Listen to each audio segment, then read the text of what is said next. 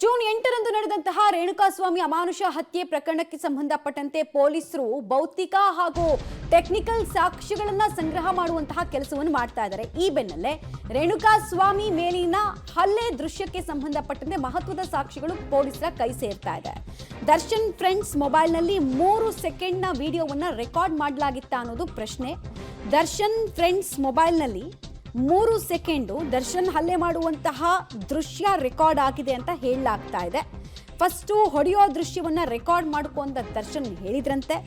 ದರ್ಶನ್ ಸೂಚನೆಯಂತೆ ರೆಕಾರ್ಡ್ ಮಾಡಿ ನಂತರ ಆ ವಿಡಿಯೋವನ್ನ ಡಿಲೀಟ್ ಮಾಡೋ ಕೆಲಸವನ್ನ ಆರೋಪಿಗಳು ಮಾಡಿರೋದ್ರ ಬಗ್ಗೆ ಪೊಲೀಸರಿಗೆ ಅವರ ತನಿಖೆಯಲ್ಲಿ ಪೂರಕ ಸಾಕ್ಷಿಗಳು ಸಿಕ್ಕಿದೆ. ಡಿಲೀಟ್ ಆಗಿರುವ ದೃಶ್ಯಕ್ಕಾಗಿ ಪೊಲೀಸರು ಹುಡುಕಾಟವನ್ನು ನಡೆಸ್ತಾ ಇದ್ದಾರೆ. ಸಿಐಡಿ ಟೆಕ್ನಿಕಲ್ ಸೆಲ್ಗೆ ಐಫೋನ್ ಅನ್ನು ರವಾನಿಸಿದ್ದಾರೆ. ಈಗಾಗಲೇ ಆರೋಪಿಗಳು ಹಾಗೂ ಸಾಕ್ಷಿ ಹೇಳೋದಕ್ಕೆ ಹೊರಟಿರೋರ ಮೊಬೈಲ್ಗಳನ್ನು ಸೀಸ್ ಮಾಡಲಾಗಿದೆ. ಅದರಲ್ಲಿ ಈ ಹಲ್ಲೆಯ ದೃಶ್ಯ ಕೂಡ ರೆಕಾರ್ಡ್ ಆಗಿದೆ ಅಂತ ಡೇ 1 ಇಂದ ಕೂಡ ಹೇಳಲಾಗ್ತಾ ಇತ್ತು. So 3 ಸೆಕೆಂಡ್ನ video ಒಂದಿದೆಯಂತೆ.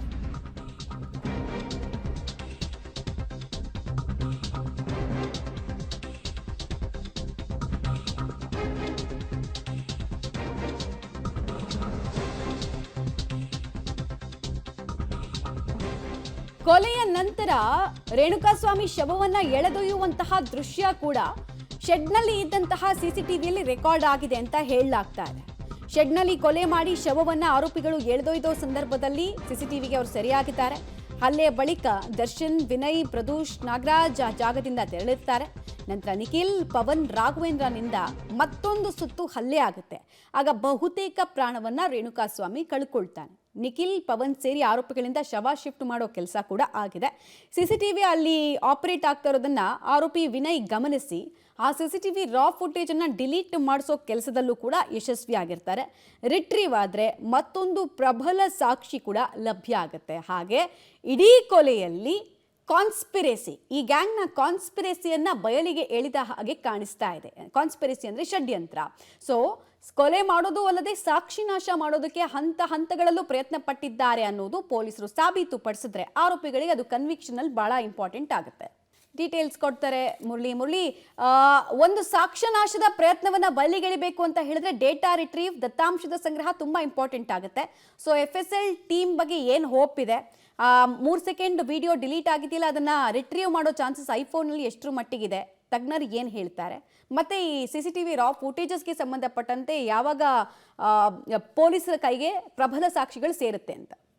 ಮಮತಾ, ಈಗಾಗಲೇ ಈ ಪ್ರಕರಣಕ್ಕೆ ಸಂಬಂಧಪಟ್ಟಂತೆ ಪ್ರದೂಷ್ನ ಮೊಬೈಲ್ನಲ್ಲಿ 3 ಸೆಕೆಂಡ್ಗಳ ವಿಡಿಯೋ ರೆಕಾರ್ಡನ್ನು ಮಾಡಲಿಕ್ಕೆ ಒಂದಷ್ಟು ಪ್ರಯತ್ನಗಳನ್ನು ಮಾಡಿರುವಂಥದ್ದು ಮಮತಾ. ಯಾಕೆಂದರೆ ಆತನನ್ನು ಶೆಡ್ಡಿಗೆ ಕರ್ಕೊಂಡು ಬಂದ ಬಳಿಕ ಆತನ ಮೇಲೆ ಮಾರಣಾಂತಿಕವಾಗಿ ಹಲ್ಲೆಯನ್ನು ಮಾಡ್ತಾರೆ. ಅದಾದ ನಂತರ ಆತನ ಬಳಿಯಲ್ಲಿ ಒಂದು ಕ್ಷಮೆಯನ್ನು ಕೇಳಿಸಿ ಅದಾದ ನಂತರ ಅದನ್ನು ಸೋಷಿಯಲ್ ಮೀಡಿಯಾದಲ್ಲಿ ಅಪ್ಲೋಡ್ ಮಾಡಬೇಕು ಅಂತೇಳಿ ಪ್ಲಾನನ್ನು ಮಾಡ್ಕೊಂಡಿದ್ರು. ಅದೇ ರೀತಿಯಲ್ಲಿ ಆತನಿಗೆ ಮಾರಣಾಂತಿಕವಾಗಿ ಹಲ್ಲೆ ಮಾಡಿದ ಬಳಿಕ ದರ್ಶನ್ ಅವರು ಅಲ್ಲೇ ಇರ್ತಾರೆ. ಆ ಸಂದರ್ಭದಲ್ಲಿ ಪ್ರದೂಷನ ಮೊಬೈಲ್ನ ತೆಗೆದುಕೊಂಡು ಅಂದರೆ ವಿಡಿಯೋ ರೆಕಾರ್ಡ್ ಅಂದರೆ ಆತ ಕ್ಷಮೆ ಕೇಳೋ ರೀತಿಯಲ್ಲಿ ಪವಿತ್ರ ಗೌಡಗೆ ಮತ್ತು ದರ್ಶನ್ಗೆ ಒಂದು ಕ್ಷಮೆ ಕೇಳೋ ರೀತಿಯಲ್ಲಿ ಒಂದು ವಿಡಿಯೋನ ಮಾಡಲಿಕ್ಕೆ ಪ್ರಯತ್ನ ಮಾಡ್ತಾರೆ. ಆ ಸಂದರ್ಭದಲ್ಲಿ 3 ಸೆಕೆಂಡ್ ಮಾತ್ರ ರೆಕಾರ್ಡ್ ಆಗುವಂಥದ್ದು. ಯಾಕೆಂದರೆ ಆತ ಸಂಪೂರ್ಣವಾಗಿ ನಿತ್ರಾಣನಾಗಿದ್ದ ಸಂದರ್ಭದಲ್ಲಿ ಆತನಿಗೆ ಏನು ಕ್ಷಮೆಯನ್ನು ಕೇಳಲಿಕ್ಕೆ ಅಥವಾ ಮಾತಾಡಲಿಕ್ಕೆ ಸಾಧ್ಯ ಇರಲಿಲ್ಲ.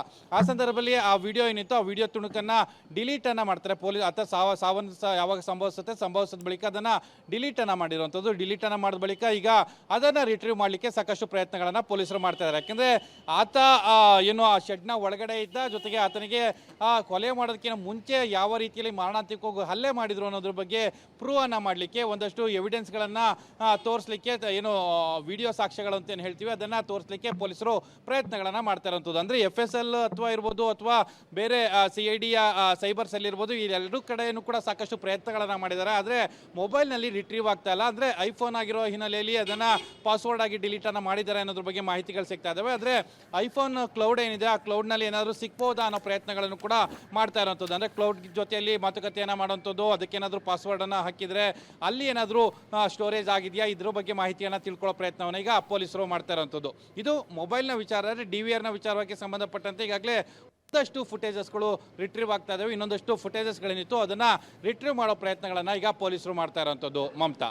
ಆಲ್ ರೈಟ್, ಧನ್ಯವಾದ ಮುರಳಿ ತಮ್ಮೆಲ್ಲ ಮಾಹಿತಿಗಾಗಿ.